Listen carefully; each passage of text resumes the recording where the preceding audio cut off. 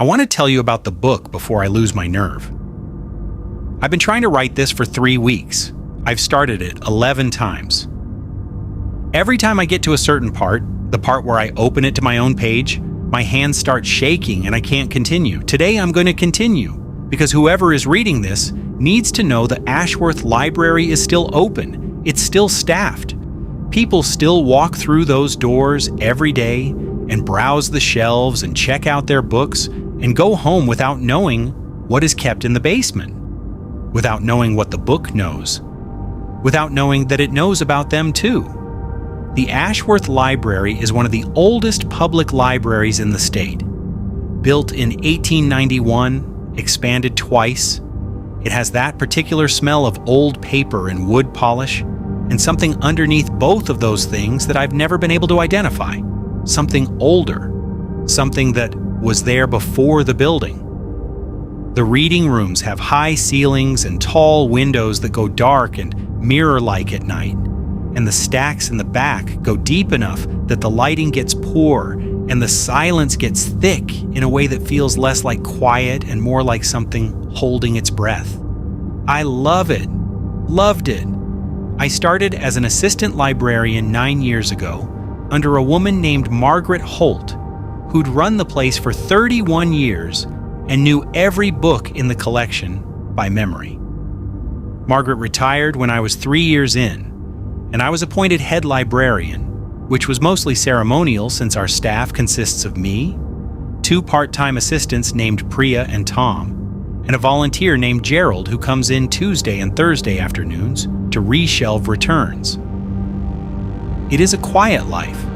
It was a quiet life. Margaret never told me about the basement. The Ashworth has a basement that isn't on the public floor plan. This isn't unusual for old buildings.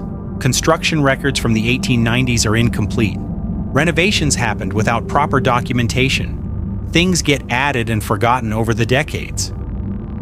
The door to it is in the back of the archive room, behind a set of metal shelving units, and it's locked with a deadbolt that takes a key I didn't know existed until I found it in an envelope in the bottom drawer of my desk 8 months into the job.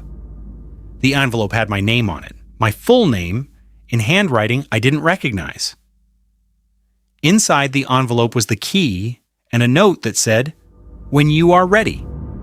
I assumed Margaret had left it. I tried to call her to ask, but she'd moved to be near her daughter in another state and the number I had was disconnected. I sent a letter to her last known address. No response. I put the key in my desk and didn't use it for 6 years. I'm still not sure what made me use it last month. I've thought about it a lot, and the honest answer is that I don't know. It was a Tuesday evening, 20 minutes after closing. Priya and Tom had gone home. Gerald had finished his reshelving and left. I was doing my end-of-day walkthrough, and I found myself in the archive room, and I found myself moving the shelving unit, and I found myself with the key in my hand. I don't remember deciding to do any of those things. The door opened on the first try. The key turned smoothly without resistance, like the lock had been regularly oiled. The hinges didn't creak. The stairs going down were stone, not wood. And they were worn smooth in the center the way stairs get when thousands of feet have descended them over many years. There was a light switch at the top. The lights were fluorescent, modern, recently installed. Someone had been maintaining this space. I went down. The basement was a single room, maybe 30 feet by 30 feet, with stone walls and a low ceiling. It smelled like the library, that same deep, old smell, but stronger, more concentrated, like this was where the smell originated, and the rest of the building was just the part that had leaked out. There were shelves down here too, wooden ones, old and dark with age. Most of them were empty. Old library equipment mostly, a card catalog cabinet, some wooden book display stands, what looked like early lighting fixtures that had been replaced and stored rather than discarded. In the center of the room was a reading table, oak, heavy, the same era as the building. A single lamp on it, also old, with a green glass shade. The lamp was on. That should have been the moment I turned around. The lamp was on, and I had not turned it on, and there was no other entrance to this room. But I didn't turn around. Something in me, the same something that had brought me down the stairs without conscious decision, kept me moving forward.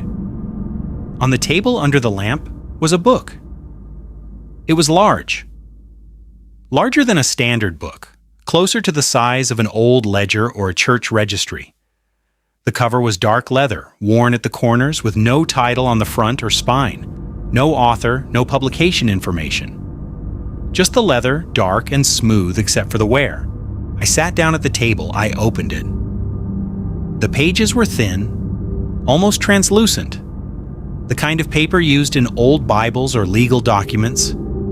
The text was handwritten, dense, small, in a script that was consistent throughout, but didn't match any era I could identify. Not quite Victorian copperplate. Not quite modern printing. Something in between or something entirely separate. Each entry took up approximately half a page. Each entry was a person. I understood this within the first 30 seconds of reading, and understanding it didn't make it feel real, not yet. There was a name at the top of each entry, full name, first, middle, last.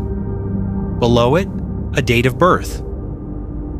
Below that, several lines of dense text I couldn't immediately parse.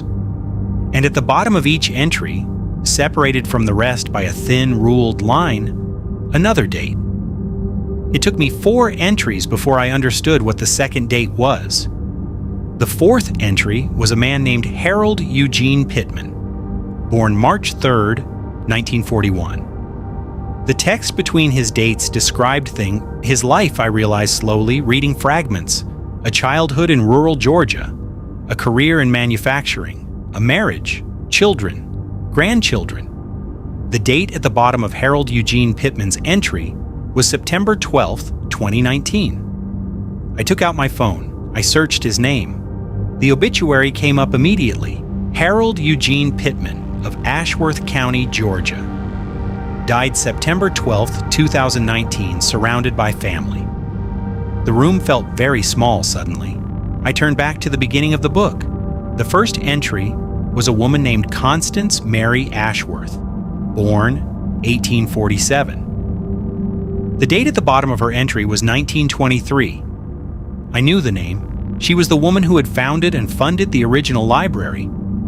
There was a portrait of her in the main reading room. I sat with that for a moment. Then I started turning pages.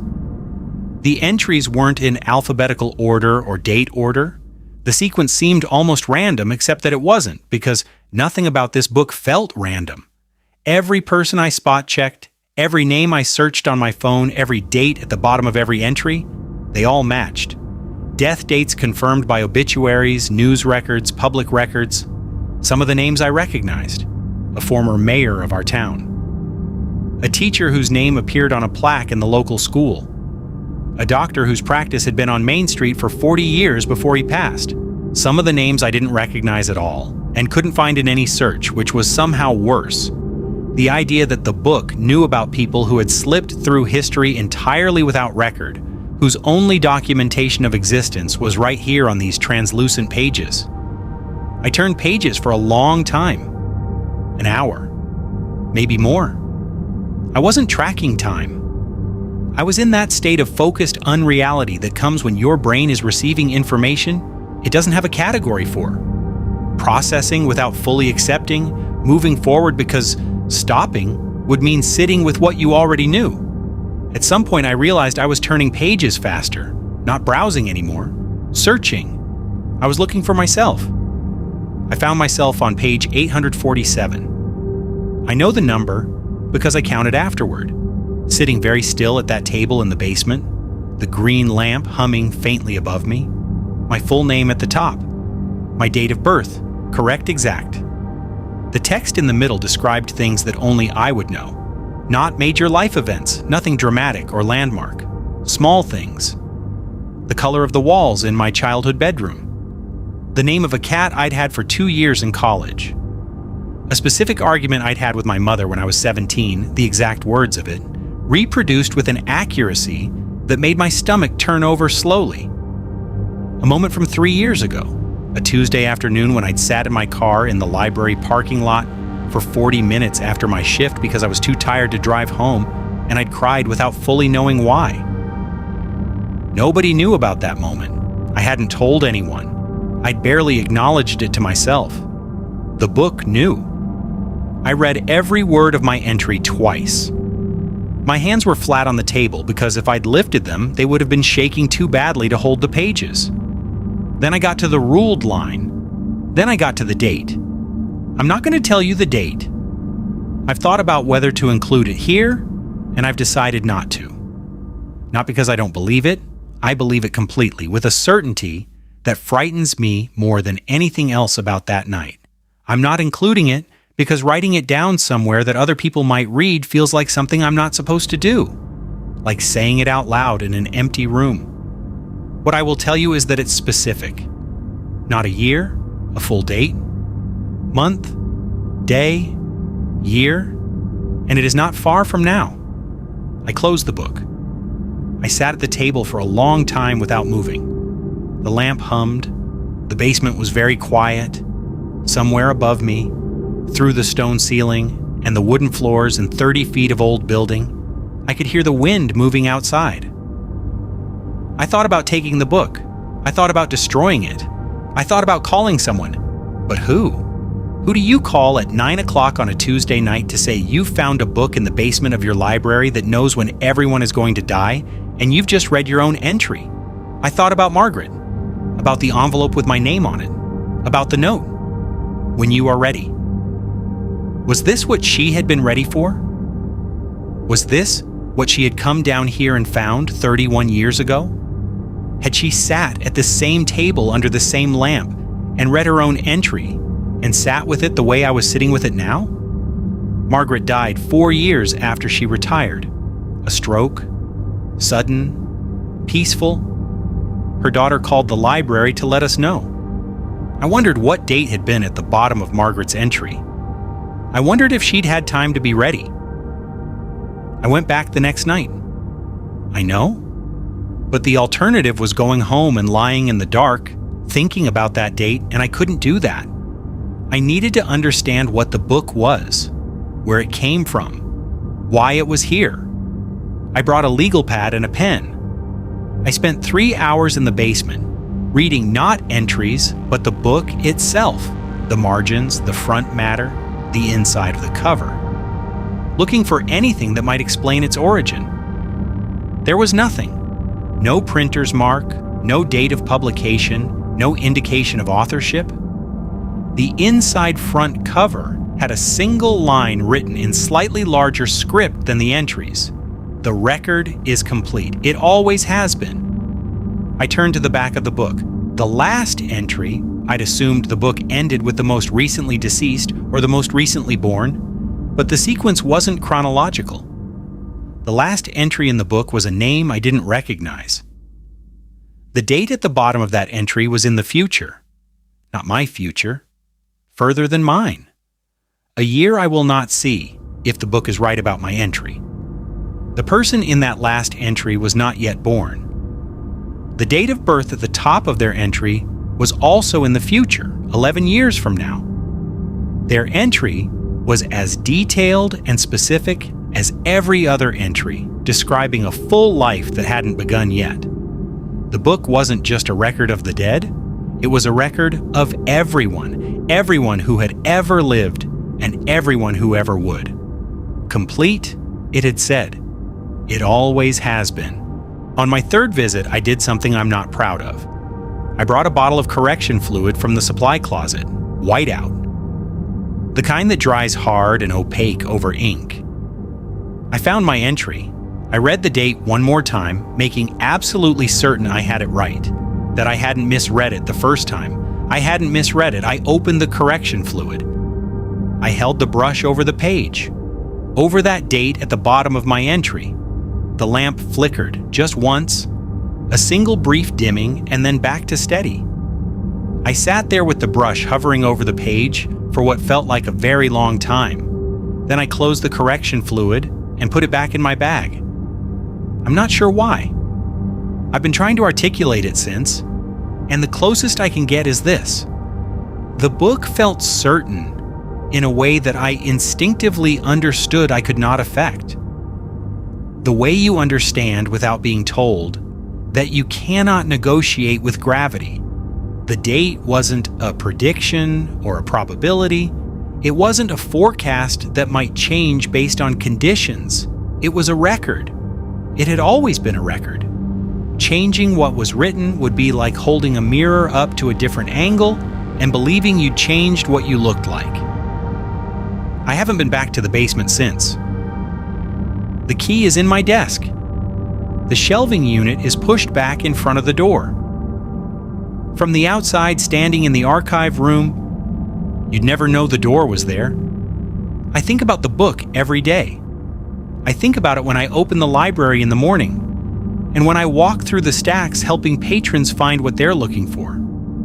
I think about it when Priya is at the desk and Tom is cataloging new acquisitions and Gerald is quietly reshelving returns on Tuesday afternoons. I think about Gerald specifically. Gerald is 73, a retired school teacher. The most reliably kind person I have ever met. He brings cookies on Thursdays.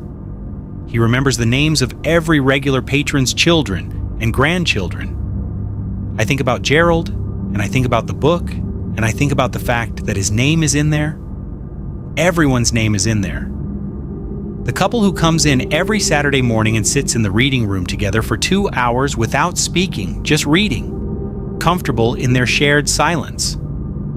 The teenage girl who checks out 3 books at a time and returns them all in 4 days. The old man who comes in for the newspaper every morning and stays for the crossword. All of them. All of their dates. Written in that careful hand, waiting under a green lamp in a basement that isn't on any floor plan. I've been a librarian for 9 years. My whole career has been about connecting people with information, believing that knowing things, even hard things, is better than not knowing. I don't believe that anymore. There is information that does nothing but sit in you like a stone. Information that doesn't change your choices because it can't be changed, that doesn't make you wiser or more prepared, that only makes every ordinary Tuesday feel like a countdown. Margaret knew. She left me the key and the note, and she never once warned me, never called, never wrote. When you are ready? I used to think that meant she trusted me, that she believed I was the right person to inherit whatever responsibility came with knowing about the basement and the book. Now I think it meant something simpler. She left the choice to me because it wasn't her choice to make. Because the book already knew which Tuesday I would move the shelving unit, already knew I would put the key in the lock, already knew I would sit at that table and turn to page 847 and read my own name at the top of my own entry. It was always going to happen exactly as it happened. The record was always complete. There is one more thing I need to tell you. Last week I was doing the end-of-day walkthrough, same as always, and I stopped in the archive room, same as always. And I noticed that the shelving unit was not quite where I had left it, just a few inches, maybe 3, maybe 4. Enough to suggest that someone had moved it and then pushed it back, not quite to its original position. I checked the locks. I checked the security footage from our single camera, which covers the main entrance.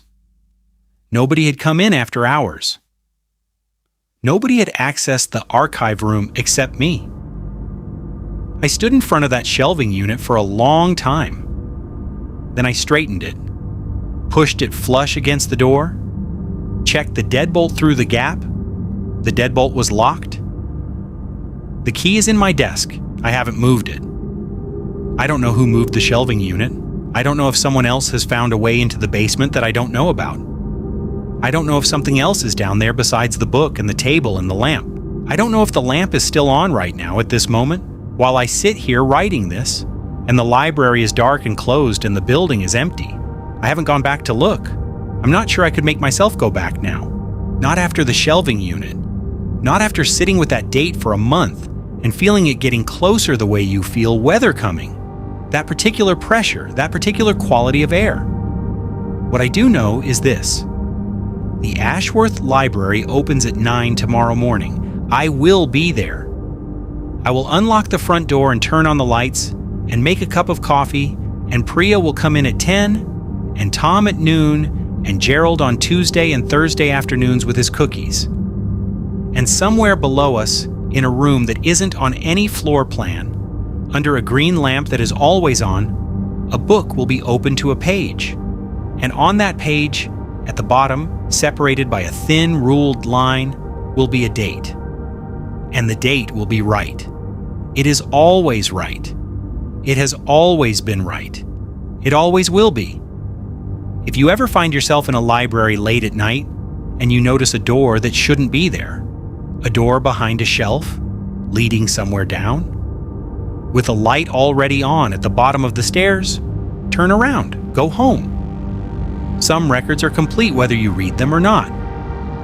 And there are things it is far better not to know, even if part of you, the deepest, most human part, will always want to turn to your own page. Don't.